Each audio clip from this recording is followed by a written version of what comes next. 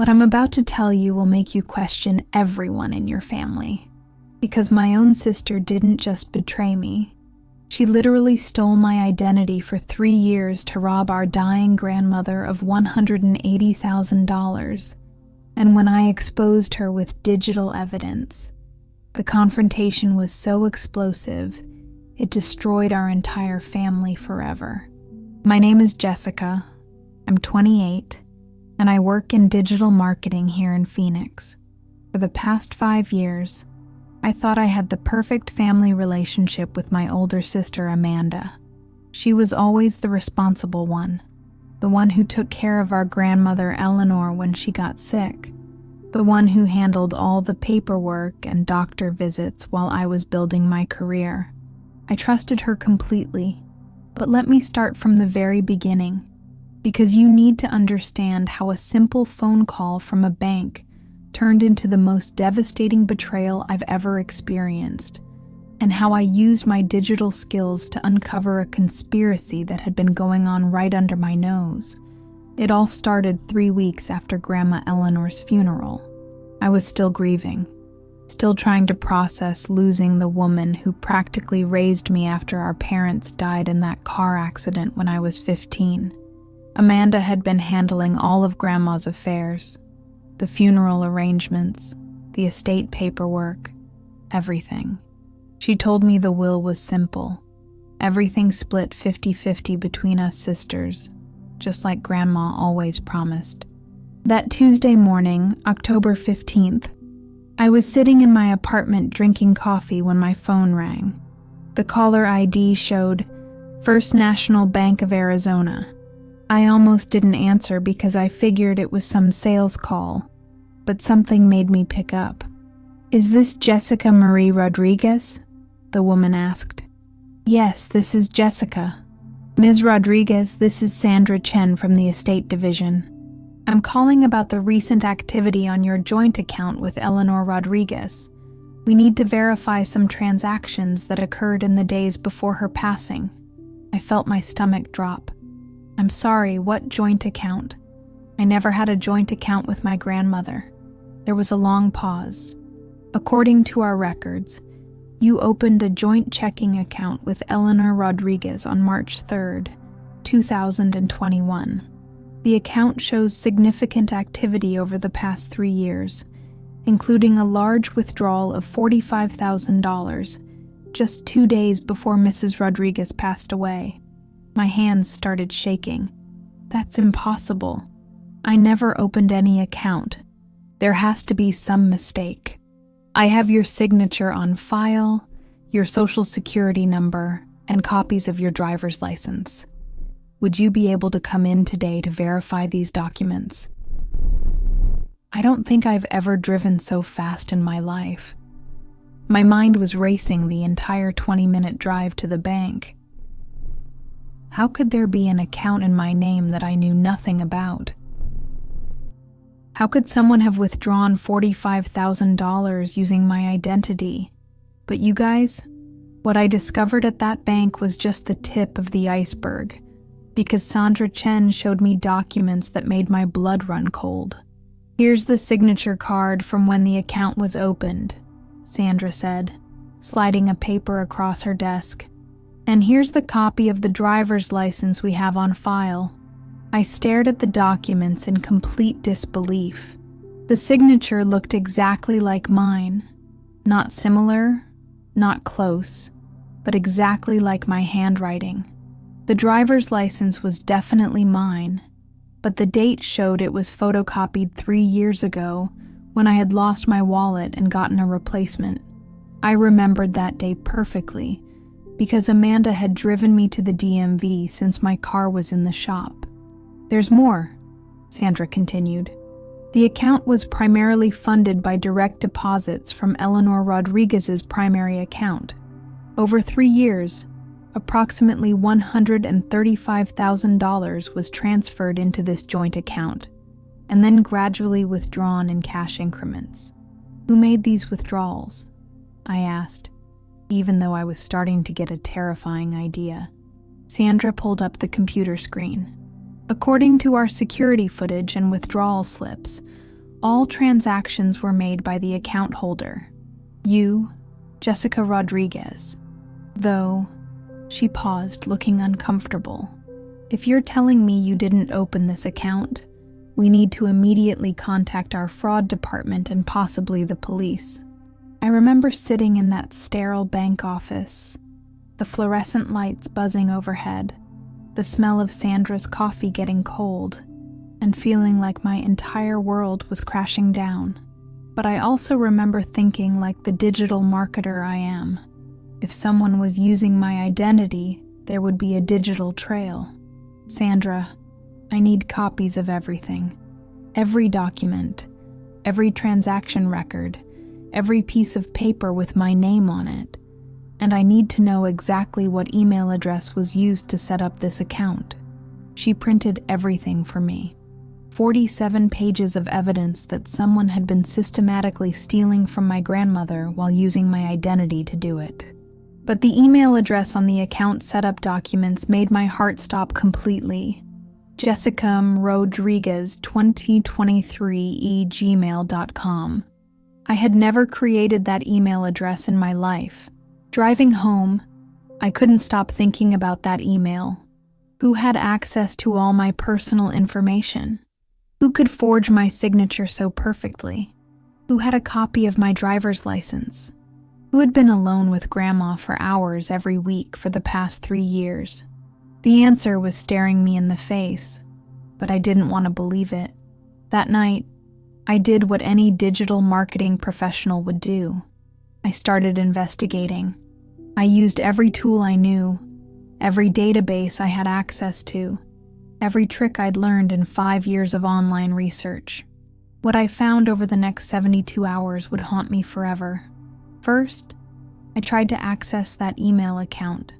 On a whim, I tried password recovery using my phone number.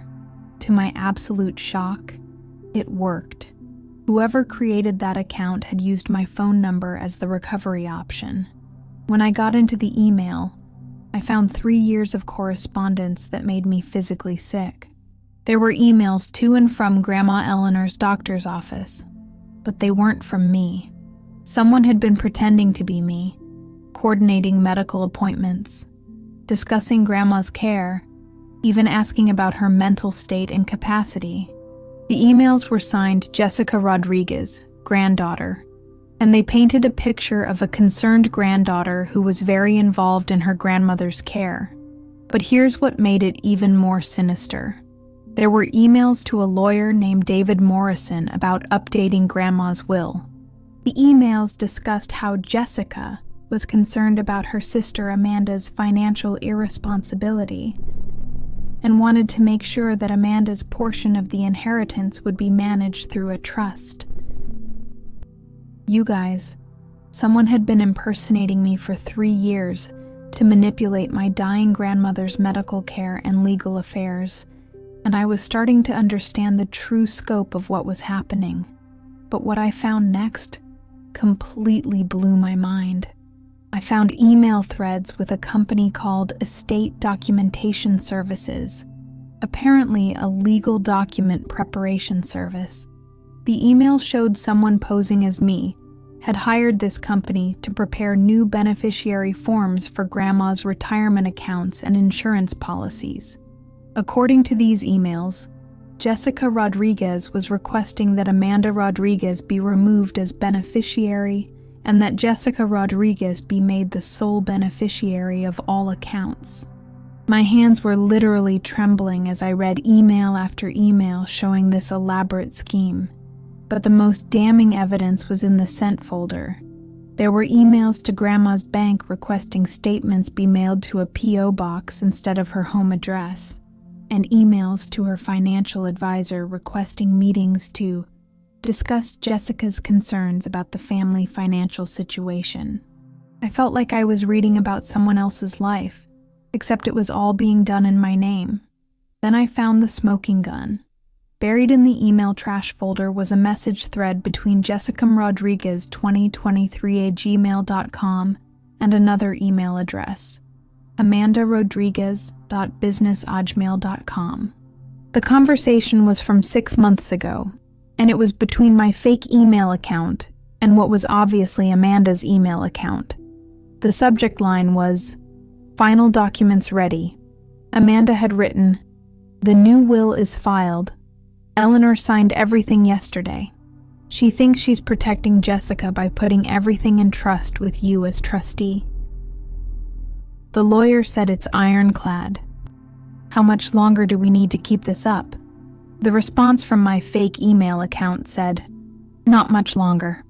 Doctor says maybe 3 months. The bank account is almost drained anyway. After she's gone, we just need to make sure Jessica never finds out about the trust setup. As far as she'll know, we're splitting everything 50-50 like always planned." Amanda replied, "What if she gets suspicious? She's not stupid." And the response that made me want to throw up. "She trusts me completely. I've been handling everything for years. She'll never think to question it. And even if she does, all the paperwork shows Jessica Rodriguez requested all these changes. She'd be investigating herself." I sat in my apartment reading this exchange at 2 a.m, and I literally couldn't breathe. My own sister hadn't just stolen money from our grandmother. She had created an entire fake identity using my information, manipulated our sick grandmother into changing her will, and had been planning to steal my inheritance while making it look like I was the one who had orchestrated everything. But you guys, what happened when I dug deeper into Amanda's finances made this whole situation even more insane. I used my access to various databases through work to research Amanda's financial situation. What I found was a woman drowning in debt. Credit cards maxed out to over $60,000, a mortgage that was 3 months behind, and loan documents showing she had borrowed against her car title. But I also found something else, bank deposits into Amanda's personal account that corresponded exactly with the withdrawal dates from that fake joint account with Grandma. She had been stealing from our grandmother to pay her own debts, and she had been using my identity to do it so that if anyone ever investigated, all the evidence would point to me. The more I researched, the more elaborate the scheme became. I found evidence that Amanda had been intercepting Grandma's mail, rerouting her bank statements, even coordinating with Grandma's doctors to make sure I wasn't included in medical discussions. She had systematically isolated our grandmother and convinced her that Amanda was the responsible one while I was too busy with my career to care. But remember that conversation about the trust? I needed to find out what legal documents had actually been filed, so I hired my own attorney, and what we discovered made everything even worse. My lawyer, Patricia Williams, called me on Friday afternoon with the worst news imaginable. "Jessica, I've reviewed all the estate documents filed with the court. According to the will and trust documents on file, Eleanor Rodriguez left her entire estate, approximately $240,000 after debts, to be held in trust for the benefit of Jessica Rodriguez, with Amanda Rodriguez named as sole trustee." What does that mean exactly? It means legally, you inherit everything, but Amanda has complete control over it. She can decide how much money you get and when you get it. She could give you nothing for years if she wanted to, and it would be completely legal based on these documents. But I never agreed to this. I never asked for this setup. That's where it gets complicated. All the documentation shows that Jessica Rodriguez specifically requested this arrangement. There are emails, signed forms, even notarized documents with your signature requesting this exact trust structure. My sister had created the perfect crime. She had stolen from Grandma for years using my identity, convinced Grandma to change her will to put Amanda in control of everything. And if I had never gotten that phone call from the bank, I would have spent the rest of my life thinking Amanda was generously managing my inheritance while she actually had legal control over all of it. But here's what Amanda didn't count on. I'm really good at digital forensics.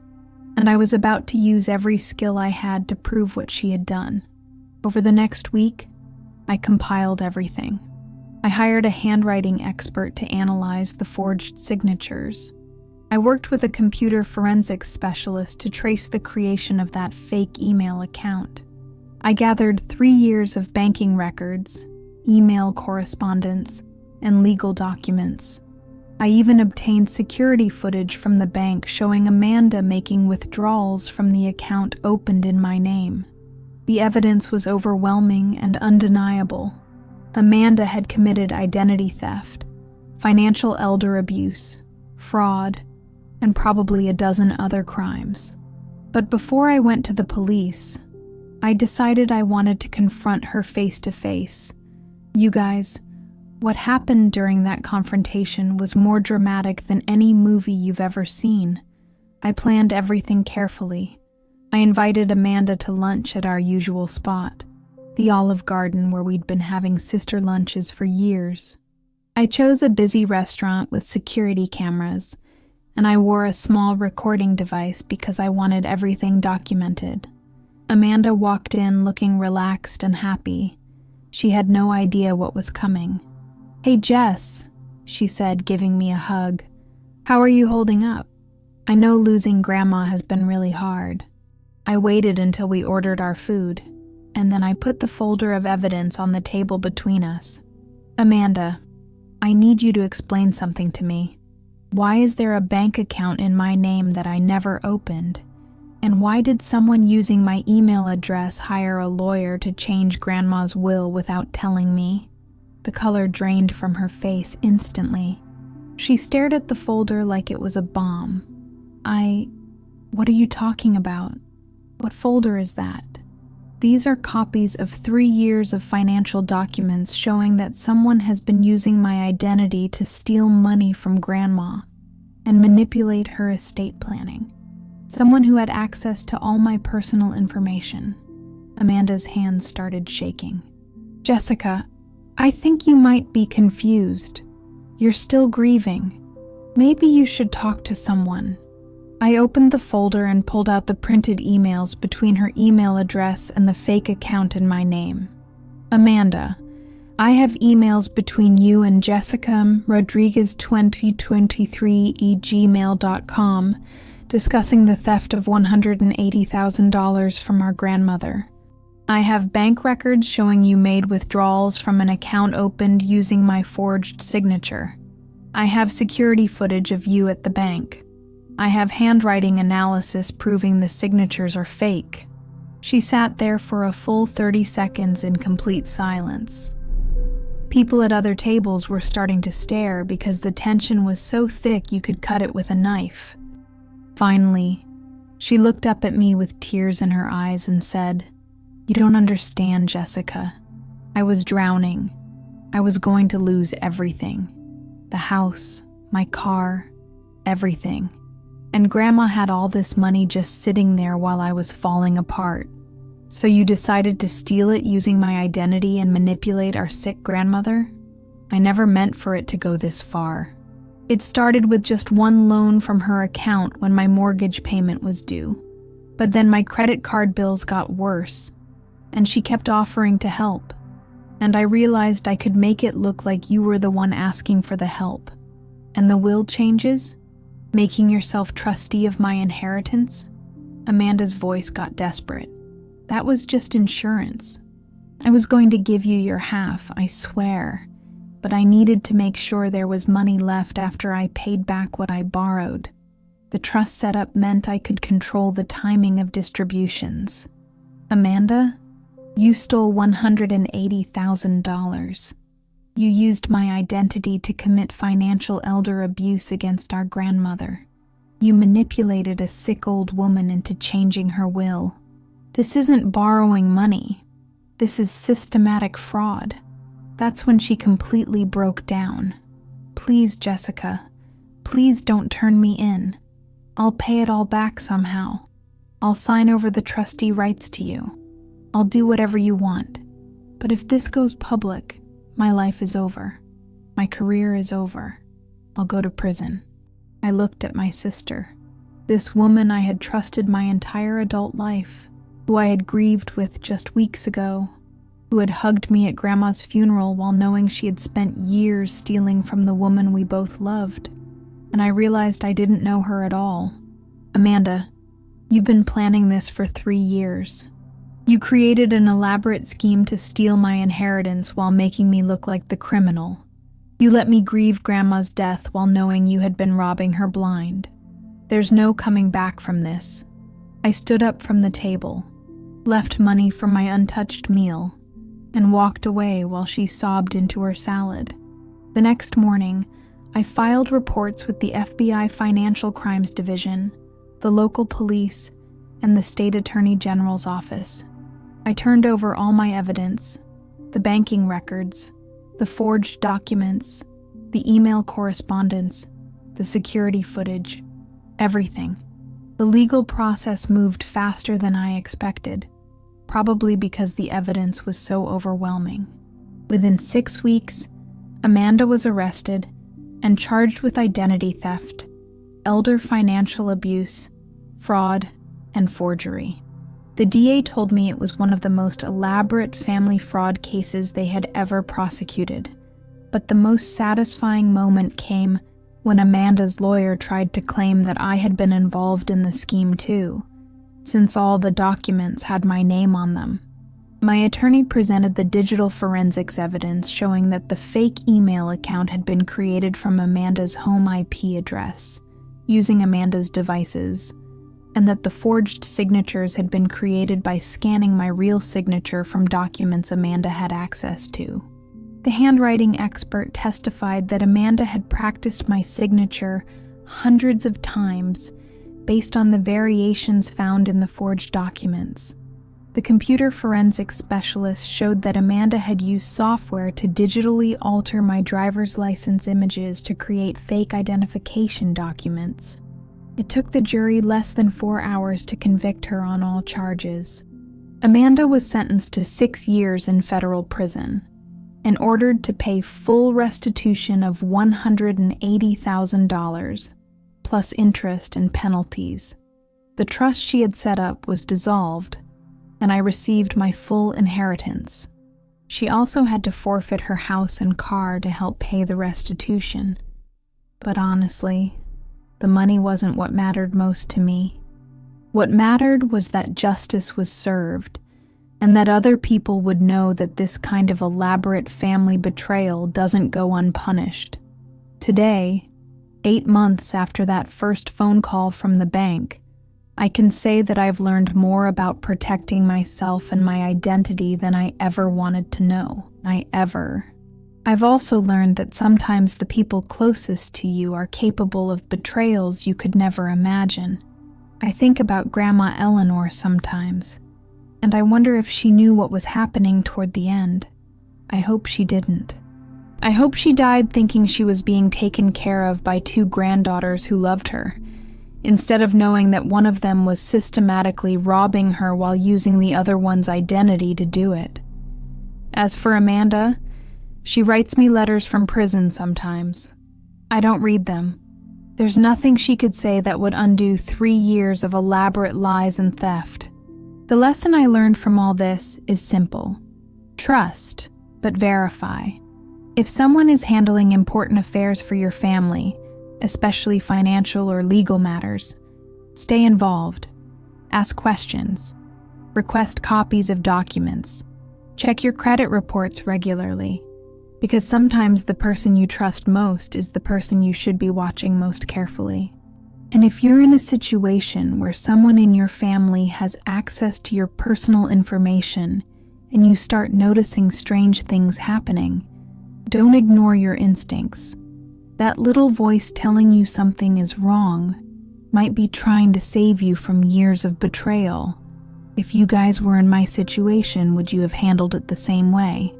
Would you have tried to work it out privately, or would you have gone straight to the police?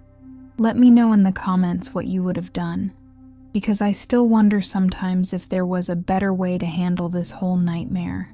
And if this story taught you anything about protecting yourself from identity theft, please share it with your friends and family. Because what happened to me could happen to anyone, and the earlier you catch it, the easier it is to stop.